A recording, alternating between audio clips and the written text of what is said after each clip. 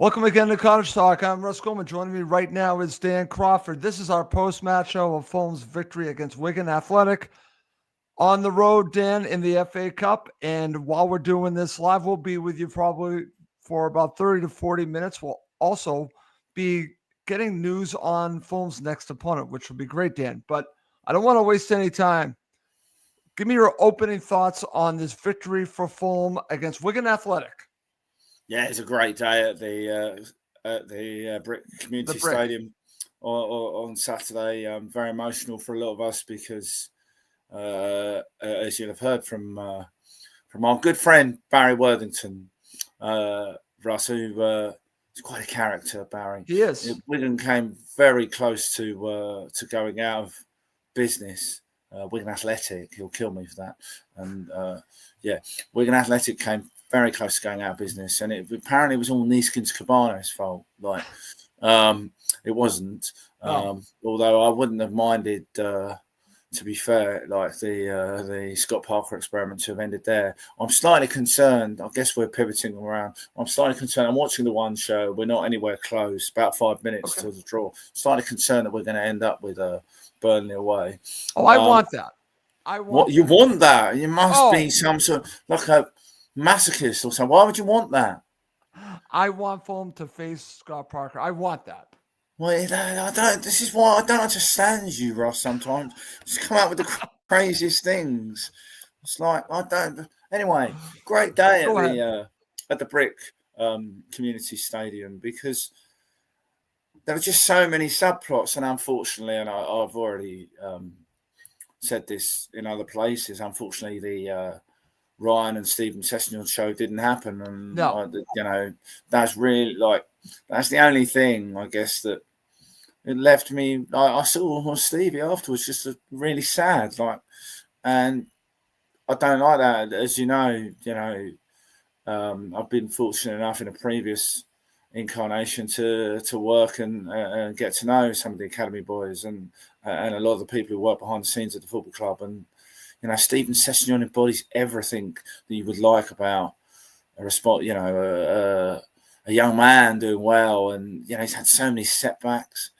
He even had his brother kind of overtake him in his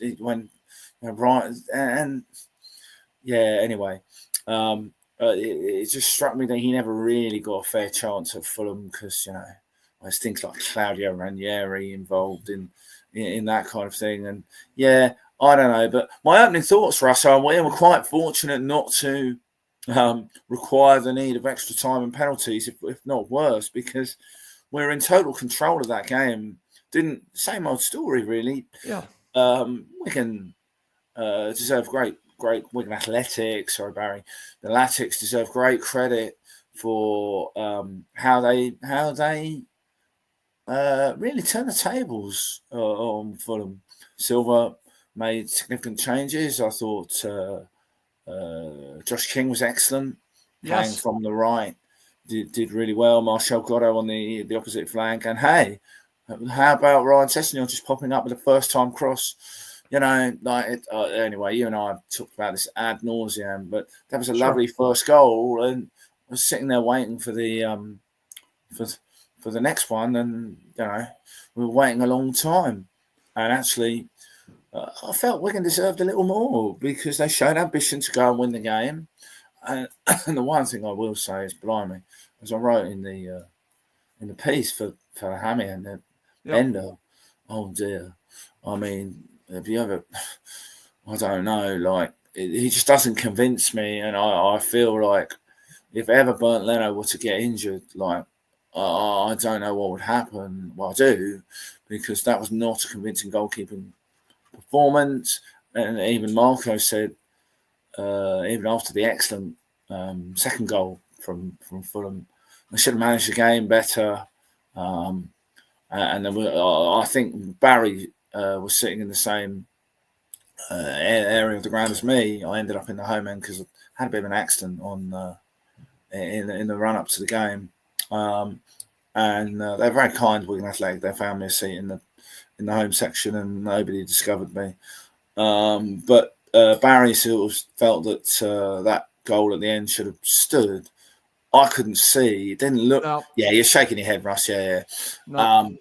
It was offside from the. But Bender should have caught the ball, and like there were so many things that you could have done to make that more convincing. But it wouldn't be Fulham, on the night, the 50th anniversary of Fulham's 2-1 victory at Nottingham Forest in the fourth round, when we went to Wembley as a second division side and had all those replays.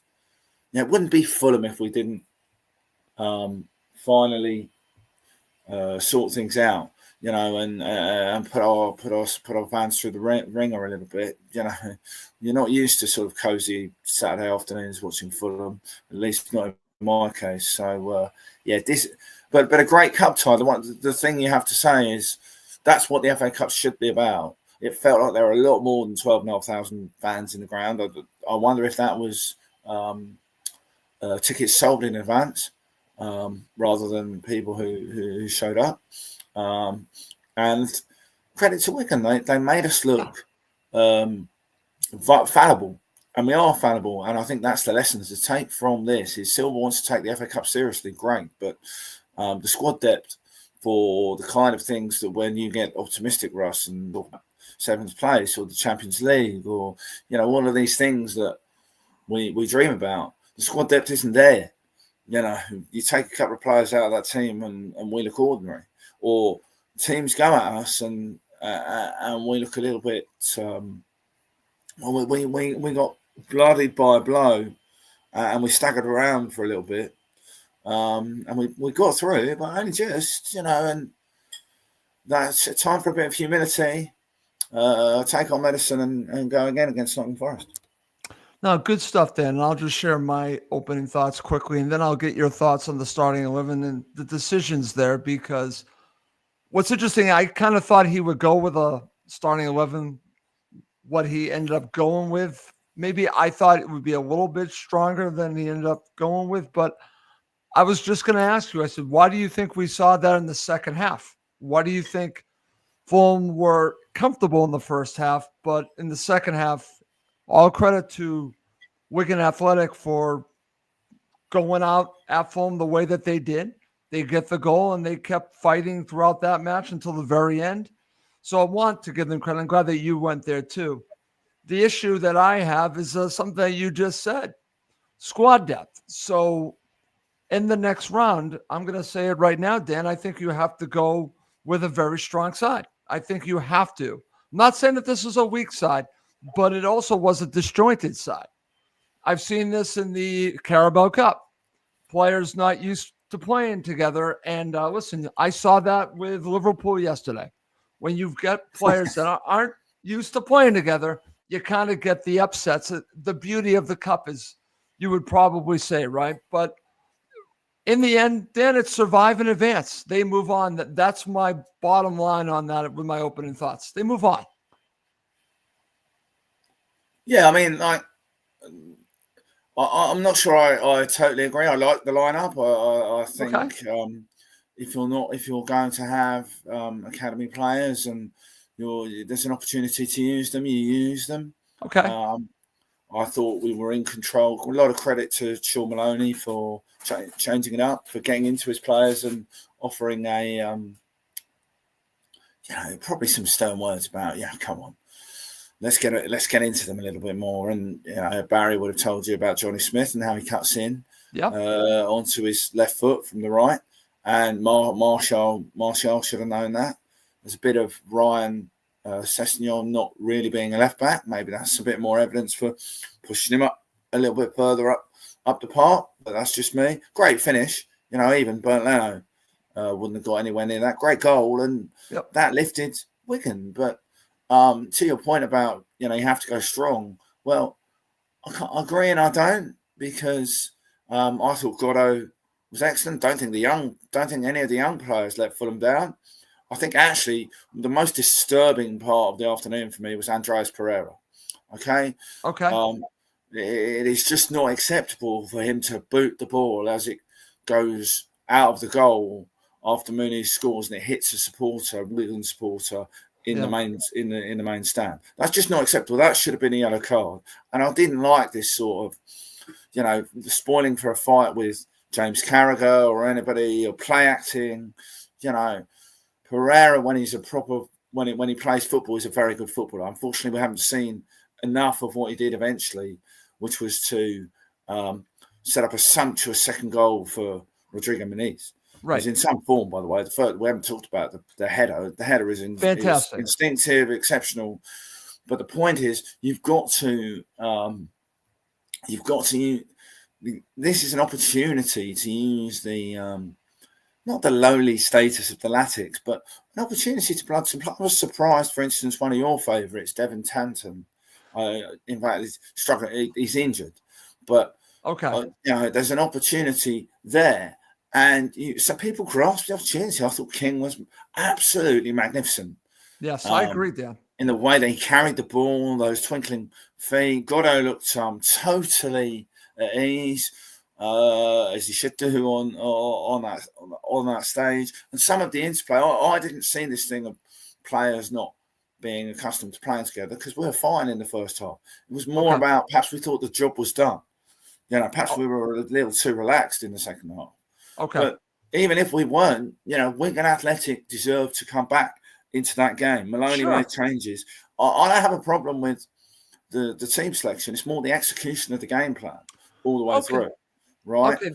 And I think as I look and we're starting the draw, I think you kind of have to take a look at the opponent and investigate how best to beat the opponent. And that's where I would kind of take issue with the idea that that it wasn't. We take the FA Cup very seriously. We took that game very seriously. We should have been better. That's the blunt nature of it, to be honest. Okay, so, and I agree with your point, Dan, because first half I thought Fulham were good. And as you can watch, if you're watching us, we do have one eye on the draw, so we'll be sharing that once we get the information. So, Dan, real quick on the starting 11, and I actually... It's Preston North End versus Burnley is the first tie, so that will not happen. I'm not going to get my wish on seeing Burnley, huh? I'm not going to get that. So, go on, mate. You carry on, and I'll interject with... Okay. The... You keep watching, Dan, so I'm going to share Aston my Villa thoughts versus Cardiff City. Go on. Okay, so I think the only real issue I have, Dan, I don't have an issue with playing King and Godot. I think that worked out well. And I think I understand why he went with Kearney and Reed, but I might have gone a little bit stronger in central midfield. That's what I might have done. I guess I could see your argument on what he decided to go with, but that's the one thing that I had a little bit of an issue with was central midfield. And we've got Manchester United away in the 5th round. We do. Yeah. We have Manchester United. A rematch. Lovely. Okay. Okay. You know what? Bring it on. Bring it on. I don't have an issue with Manchester United away. Well, some scores to settle, isn't there? We do, man. I actually like it. I have a coworker that's a Manchester United supporter. We talked about this morning. Him and I were talking about, we were hoping for this. Oh, well, I'm glad someone's happy. I'm happy. I'm thrilled. Well, I want revenge. It's not like we're going to get any decisions, is it? No, probably not. But you know what? Third time's the charm, Dan. I think we already won there. So anyway, we can add this in later on. Finish your point about the starting 11 and. Sure. So my point was, I had no issue with Muniz. I had no issue with the wingers, even Pereira as the number 10, no problem. I was just thinking that maybe he should have played either Berger or Lukic to go along with maybe a Reed or a Kearney. Really? I mean, I find that, well, look, Lukic and Berger are your main, your first choices as far as I'm concerned in the central midfield. I don't see why we've got a big game against Nottingham Forest on Saturday. If you don't play Kearney and Reed, when are they going to play? Like, they have to be ready to play. They have to, Harrison Reed coming back from a long injury, long time out, needs game time. Kenny, likewise. You know, I really don't see the issue with it's a League One side, but the greatest of respect, and I have a lot of it to the Latics. Like we should be comfortable, and we were in the first half. This is right. excellent.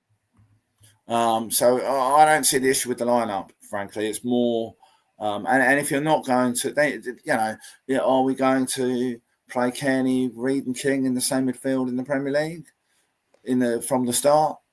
I don't know, Russ. I mean, you could do it, but not while Berger and Lukic are going so well. So you do rotate a little bit. It's still a very strong side, befitting Silver's real love for the FA Cup. And now we'll see whether he can outfox Ruben Almiron. I mean, it's very quickly an opportunity to right the wrong of a couple of weeks ago. At Craven Cottage. Yeah. So, listen, let's get back to this because, again, we're talking about the match coming up in the FA Cup. I just want to just touch base on it. Dan, just opening thoughts. We can get back to it at the very end. What are your thoughts about facing Manchester United? I'm for it. How do you feel about it? Well, I mean, I can't be against it because it's happened. Like, I mean, there always used to be a theory that they put cold balls, they put some balls in the freezer, and that would allow Manchester United, for instance, to get an easy draw or to get a home draw, and the other big teams. And there's a lot of merit behind when you look at how the draws work out. But look, it's a draw. You have to trust that it's done fairly. No. You want to play the best teams, and if you want to win the competition, you have to beat the best teams. It doesn't really affect the ultimate objective. Yeah, as our friend Frank Sideburns, Brian. Yeah, well, Chris Kavanagh as well, indeed. Yeah, bad enough having him referee us the other week. Look, this isn't a great Manchester United side, and no, if Duncan Drasdo, who I was only talking to earlier from the Manchester United Supporters Trust, was listening to this and was on with you, he'd agree. I think it's a great opportunity for us to. Yes. We should have won the game up there at the start of the season. We are better away from home than at home at That's present. right. At least it's not at home. At least we wouldn't be paying £1,000 a ticket. Mind you, Manchester United ticket prices, God knows. Now, can we do it? Of course we can do it. Like Silver's a winner, and he's imbued that confidence into his side. Would I have wanted a different draw? Well, the romantic in me always wants a lot of things that he doesn't get. Look, we're in the fifth round. We're at the business end of the competition. This game will obviously be at some stupid time for television.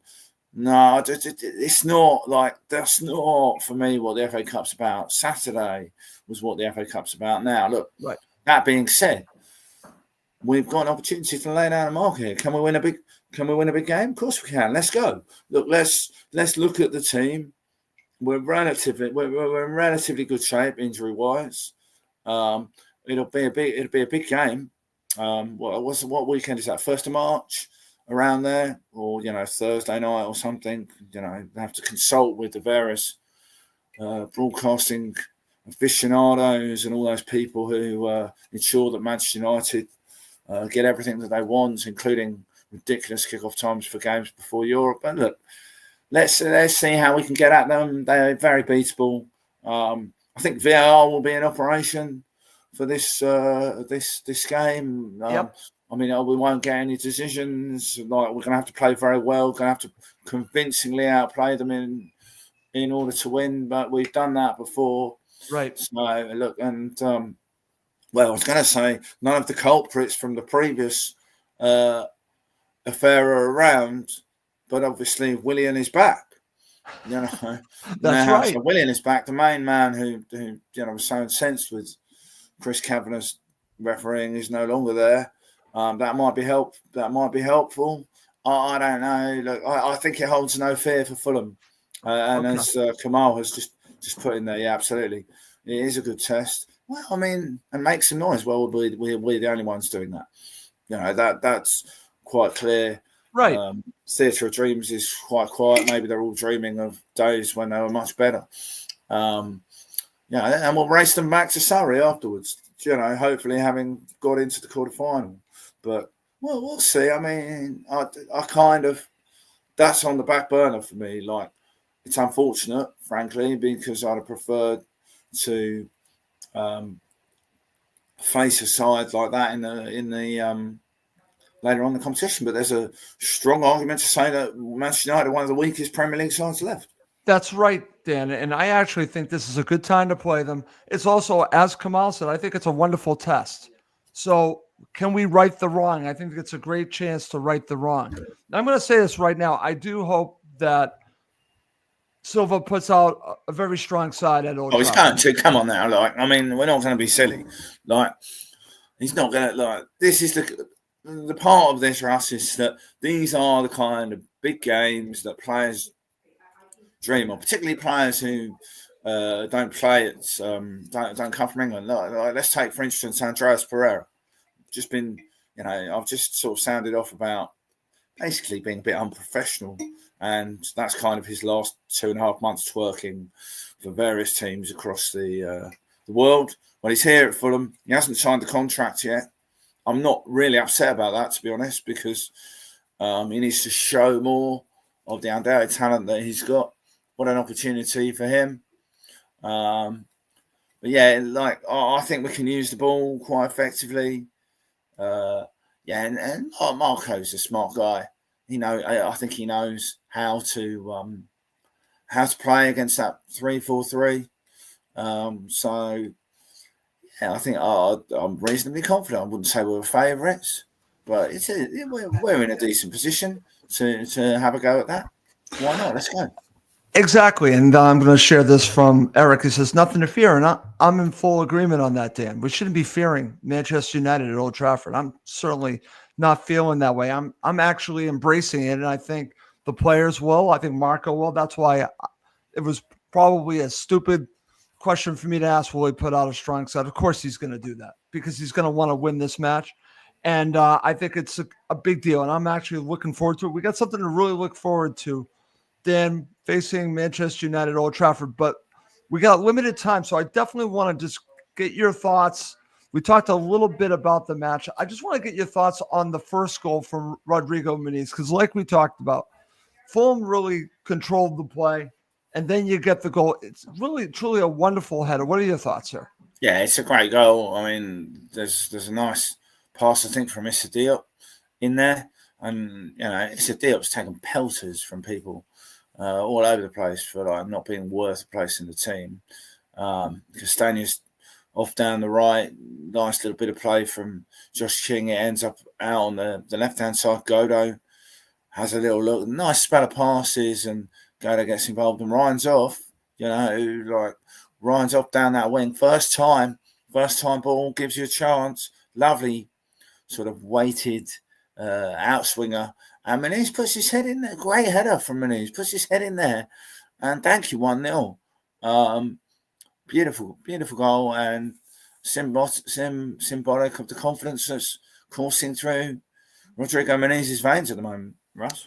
It's great. And we'll talk about his second goal, which won the match for Fulham, in just a second. But let's transition to the second half quickly here. And like I said, Fulham were in control, as you had mentioned already, Dan. In the second half, I don't know what Maloney said at halftime, but obviously he got a response from his players. And this is actually a very good goal, a quality goal, Johnny Smith. So, but I'm going to ask you the question. Could Fulham have done better here? Oh, undoubtedly. I mean, they could have been a bit more... Fulham should have taken the initiative at the start of the second half. I mean, how many times do we keep saying it? I mean, normally we have to wait till the second half for Fulham to wake up sometimes, but certainly this season. But that was poor. Right, we finished the first half on the front foot, going well, doing well, and then to see the initiative like that is disappointing. It's a good hit. Yeah, I mean, it's a great hit. That's the goal of the competition. Yeah. I mean, you can talk to me about the Jamie Donnelly goal for Leyton Orient. It's a great goal, but it goes in off the goalkeeper. It's a great goal, but Johnny Smith, you know what he can do. He's just signed a new contract at the Brick, and you can see why. And yeah, look, it was disappointing because it felt like we'd thrown away. It got the crowd up, got them energized, and you know, then Maloney puts on Ronan Dossey and Oliver Dale, and they really made it uncomfortable for Fulham. And when you've only got a 1-goal lead, as we well know, these things have a habit of, you know, you open the door to a moment of brilliance or a moment of devastating comedic failure at the back of the at the heart of the Fulham defence, as per. And you referred to the beauty of the cup earlier, the magic of the cup. There you are. Wigan suddenly got more belief by virtue of that great strike, and for a while looked like they were going to go on and, you know, challenge for a second. But as you say, lovely bit of play. Just following the unfortunate incident where Andreas felt the need to lie down and roll around. Maybe he was a bit tired, but yeah, great equaliser. But the intensity and the tempo of Fulham's football just wasn't where it was required to be. Totally agree, Dan. But I will mention this again. Great goal. But Fulham do have an answer in a little bit. It took them not that long to get ahead again. And let's talk about Rodrigo Muniz, because we'll be talking about man of the match to end the show. And I want to get your thoughts on his second goal, which I think was better than the first goal. We can argue, but I really like the way that he took this first goal, set up beautifully from Pereira. Thoughts on the winning goal? Yeah, as I said, Andreas should do that more often. He's a supremely talented footballer. Doesn't need to do any of the other stuff. Should be influencing games, especially against that level of opponent. With no disrespect to the endeavour and determination of Wigan Athletic. Muniz knows it's great anticipation from Rodri. He's off. He knows that Pereira's looking to clip that ball through, straight in past James Carragher. Yes, him, the son of Jamie. And lovely finish. You can talk all you like about, and then let's just end the debate. I think we already have. I don't know, Ross. You know, people sort of saying that Rodrigo Muniz was some sort of sop to satisfy Silva. You know, they gave him the money. Look, that's a quality finish against a quality goalkeeper. Sam Tickle made a couple of really good saves, including one from Diop in the first half that I thought we should mention was a terrific reaction save. He didn't get anywhere near that because it was an instinctive, quality, authoritative finish, and we needed it. We needed it right at that point. And as I say, let's end the debate now. Muniz is a top quality striker. Now, he might not be at top level to deliver yet, but you can't argue with the team with the goals he's scored this season. I mean, no, they're quality goals. The caliber of the opposition, quality goals, and then important goals in the FA Cup. Important goals to get us going against Watford. Big goal, two very good goals on Saturday, and well, so he'll go 1, 2, 3 and bag the hat trick at Old Trafford, and that'll be lovely. I hope so, Dan. Well, what's interesting about Rodrigo Muniz, I think it's obvious he's a confidence player. Once he starts scoring, he can score a good amount of goals. So this might not be the end of it. In fact, we might just be in the beginning stages of a good run. Once again, a good purple patch for Rodrigo Muniz. Let's hope that continues. All right, my friend. We're going to end the show. Coming up next with Man of the Match and maybe some final thoughts on the Manchester United match in the next round. Oh, you want me to? Yeah, sorry. Okay, Dan, I'm coming back to you now. Sorry, Dan, I'm coming right back to you now. So I want to get your thoughts on Man of the Match, and I'm going to go with Rodrigo Muniz. Who would you go with? I mean, that's a galloping shock, isn't it? 2 goals for a drink. You're going to have to. But so let me highlight some other contributions. I thought we were good in the wide areas. Yeah. Goddo got a terrific ovation for his return to Wigan Athletic after such a successful loan spell, and it was richly deserved. King was brilliant, I thought, in playing in a slightly wider role than we'd seen him, maybe with a free role. And I didn't, somebody showed me something on Facebook where a commenter felt that Harrison Reed should never play for Fulham again. I mean, it just sort of shows that everyone's got opinions and most of them are wrong. Kenny, I thought, had a decent game in the first half, orchestrating things. But I didn't. Again, I'd just like to say, Stephen Bender, he didn't inspire confidence. We haven't talked about it, but the sort of juggling and here it is. You put it up there. I didn't know that Steve Reynolds had said that, guys. Bender for proving why we need a second keeper. Well, indeed. The one where he kicked the ball and then took out a Wigan player was very fortunate to avoid a free kick there, and we were very fortunate. He didn't make one good save towards the end from a deflected Darcy effort, but unconvincing is being kind to sum up his performance.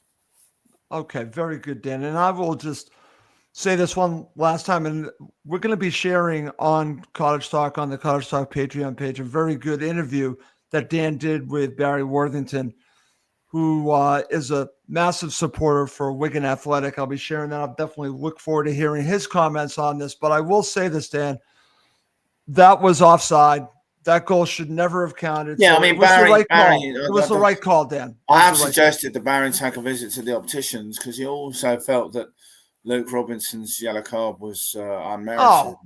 No, Carl. I think, look, come on, Russ. When we watch our team, we all, and I will say, he was watching from the same angle that I was. I mean, I could see it clear as day, but he's much lower down to the pitch.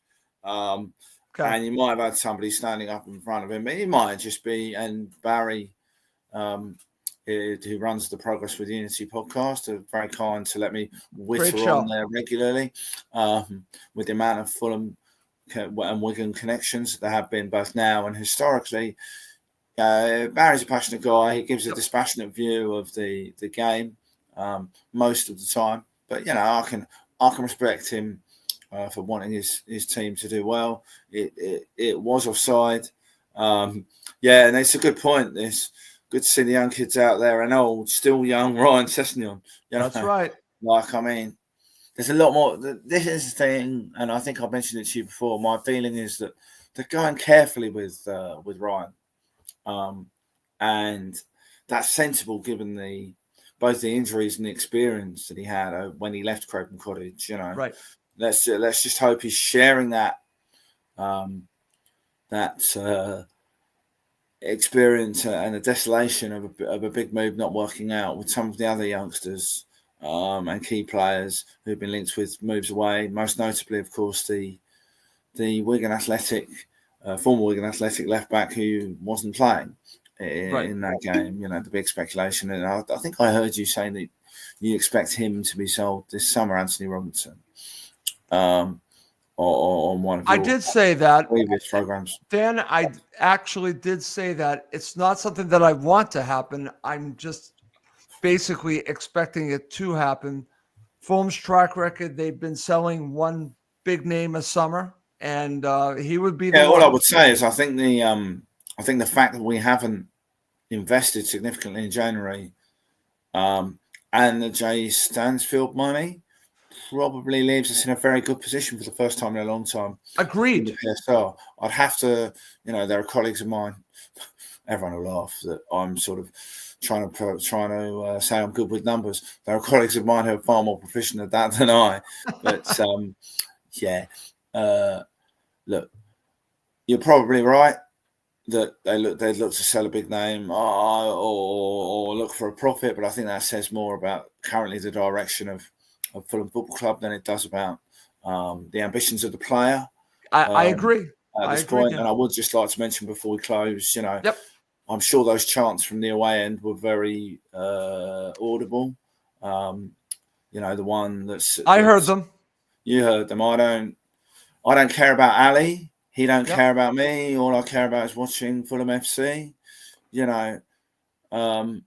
But I have to sit in meetings with Alison McIntosh, and look, I don't want to defame or denigrate anyone committed to the Fulham cause, either on your show or anywhere else. But there have to be serious questions now, as you always ask, about where we go as a football club. And Right.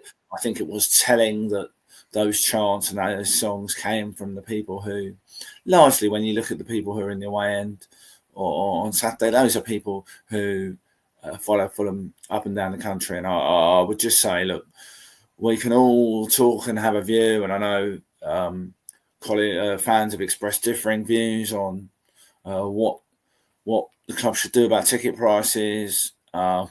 They should certainly do something, and they should certainly bring those ticket prices down in my view. But what you can't deny is that the passion of the Fulham fan base has gone unrewarded this season, especially that so many Fulham fans could not enjoy. So many Fulham fans who go every week could not enjoy that Stamford Bridge Boxing Day victory, and the club may wish to wipe that away. They may wish to consult their hand-picked fan advisory board on where to go next. But there also needs to be a reckoning with the fact that you have to put the long-term interests of both the football club and the game first. And Marco Silva has made very clear, very astutely, that he wants a louder atmosphere at home, and he wants the fans united behind the team. So anyone who talks about some degree of protest, the options of to get a lot of play, like walking out or throwing things on the pitch, I don't have any truck with that. Right. I think that kind of very clear, very measured, actually, very witty sort of repartee, Fulham will hate that. Fulham, this better than I. Fulham will hate the fact that, the Fulham Supporters Trust has sent 2 open letters. I know they don't like open letters, Russ, because certainly from my time in the trust, you never get a reply to an open letter. You don't get a reply to a letter either. So I'm not really sure what their objection is. And in this case, I was in the meeting, or the virtual meeting, Russ, where Mr. McIntosh was very clear that he didn't really care about loyalty points. If somebody came up with a solution, I think I'm quoting him accurately, he said, if somebody comes up with a solution and I can convince the FAB to implement it, then let's go on loyalty points. I'll be very happy. Well, first of all, I find fault with the idea that it should be the hand-picked fan advisory board that discusses what a loyal, I don't see many of those, with the greatest of respect to some of the long-serving Fulham fans who are on that board. The chair, David Claridge, is somebody who is a long-standing Fulham fan. I'm not going to denigrate the chair of the Fulham Supporters Trust, Simon Duke. You wouldn't expect me to. He's a colleague. But as for the rest, some of the other people, and I'm not going to denigrate people who live overseas or anything like that, Ross. Yep. We have to be very careful about our language, because the idea of people being tourists is not acceptable to me. Describing people as tourists, I think we have to be very clear that we need to cater for all supporters in this debate, and all types of supporters. But I will say, it does make me laugh that I personally have been having this discussion about ticket prices for about, you had Mike Gregg on, and me, Mike and I, I'm sure he said during the course, I haven't finished listening to it all, but Mike and I sat in Motspur Park for years, hours and hours, pouring through spreadsheets and talking about ticket pricing, and we're still in the same position. The idea that people who, frankly, are picked for some other reason, and the criteria is not known, right? Right. You know, what we're going to consult with them about, and we're not going to have a discussion with the wider fan base. The fan base have made their feelings clear. We can't sell out against Manchester United. Yeah, apparently we've sold out against Nottingham Forest. Forgive me for being sceptical about this idea that suddenly the ticket exchange is shut 5 days, 6 days, 7 days before a big fixture, right? And now they can go to the sort of, I'm not suggesting that there's like a Todd Bowley style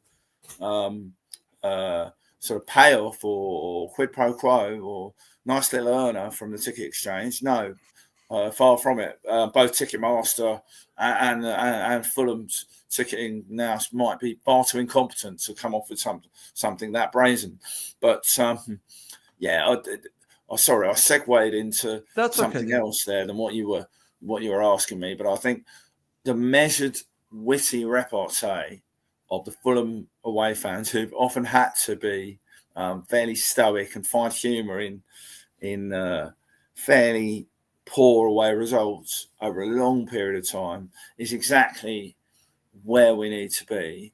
I would just say, Russ, it's so heartbreaking for me as a fan to think that I don't want to put money into my football club because I don't know where the money's going to go.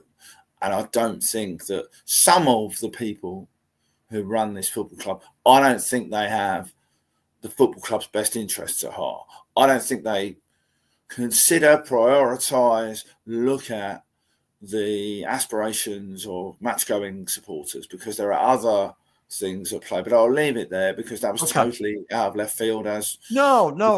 I'm glad that you shared your thoughts, Dan. And before we go, I want to just share a couple thoughts as well. Listen, I'm here in America, so who am I to be the one to tell the cons what to do?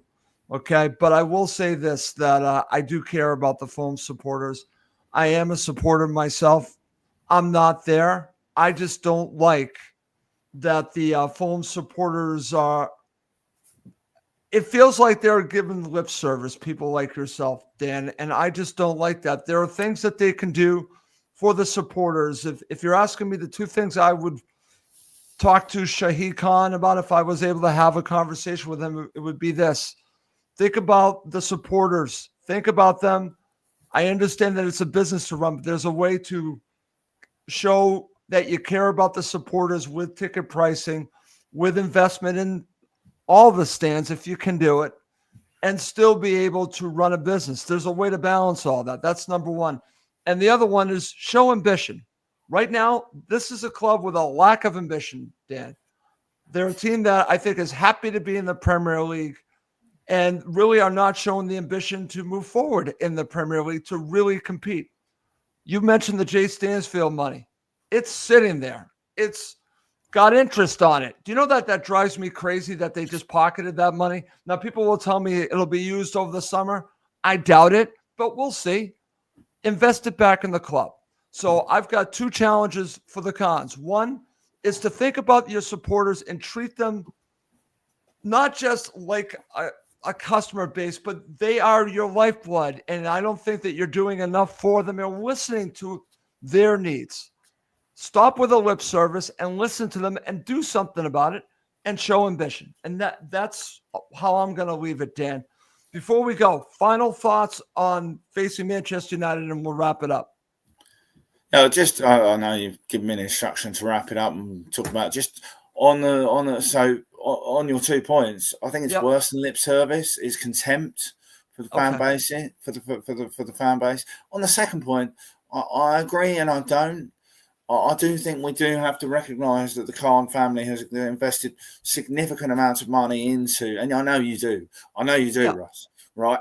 I know how much they have. Significant amounts of money. They must be mad, okay? Or there must be another reason why they're doing it.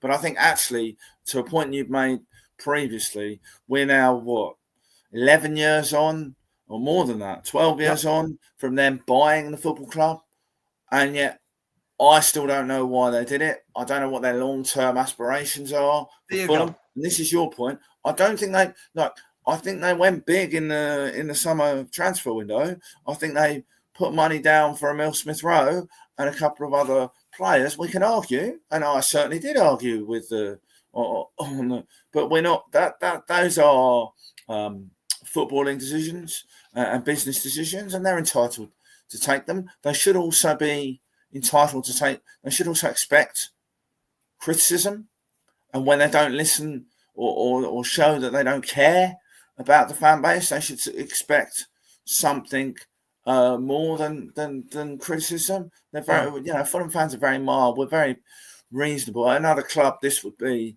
a pitched battle, and I think everyone should recognise that. The one thing I would, on the sort of lack of ambition, like the point is, Marco Silva is still here.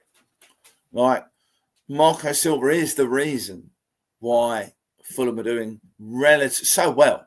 Absolutely, Dan. Recent seasons now. His ambition is high, Dan. They need to match that ambition. No, absolutely. Like I don't disagree. But actually, that's harder to do than it is to actually say. But they haven't even said it, right? Yeah. We don't hear from the. No, we don't hear from them. You're right. Doesn't very rarely speaks in public. That's his choice. The chief executive is the one who runs the ship. He decides not to speak. The ownership, don't decide really not to speak. I mean, for good or ill. In the case of the Khan family, but we don't know. We don't hear. The only things we hear are probably from the fan organisations, and I declare an interest. At this point. But look, let's talk about Manchester United. Finish the show on an upbeat note. Can we beat Manchester United? Yes. Should we beat Manchester United? Yes. It'd be about time. Nice to do it in the FA Cup because we've had some disappointments, not just recently in the FA Cup. There was also, of course, that wonderful 1958 tie where I think I'm not, and despite my receding hairline, Russ, I'm not old enough to have been there myself. I wasn't alive either, Dan. Well, okay. Well, then that makes me feel better. But poor old Tony Macedo in the replay at Highbury. But look, there's a chance for this Fulham side. Marco Silva likes to make history, right? Yep. Here's a chance also to both make history and right the wrongs, as people have said, of what happened previously, and that still rankles, right, with me and the players and Marco. So let's go and enjoy it. No pressure, nothing to fear, as people have said, from this current very average, very beatable Manchester United. And look, I'm pretty sure Harry Maguire still has nightmares about Adama Traore running past him. And United very some lucky history to be in, so look, let's see. But I will say I have a lot of friends at Manchester United. We've shared a lot of players together. It's lovely to see Edwin van der Sar at Craven Cottage looking so well and able to take the acclaim of both sets of supporters after that horribly scary health crisis he had. So look, let's go into this game with confidence, big occasion, and let's keep talking about Fulham Football Club and making some headlines for positive reasons for a change, Russ. That was what we all want to see. Okay, and I'll leave it this, Dan, what you just said. Let's make history. And very good point by you for saying that. That's what Marco likes to do. Listen, we made history already this season. We beat that other club in Fulham at Stamford Bridge. We've had some incredible victories. Double over Newcastle for a long time. We've done the double over Newcastle. That's history. There's a lot of history that's been made by this team this season for Fulham Football Club. Now they have a chance to do it even more. And that's why I'm embracing the opportunity to face Manchester United. And I like Fulham's chances. I'll just leave it at that. Okay. Well, listen, I do have to wrap up the show. I want to thank my very good friend Dan Crawford from hammy.com for joining me, but I do have to wrap up this show. For Dan, I'm Russ Goldman. Thank you as always for watching and listening to Cottage Talk, part of the Talk Sport Fan Network.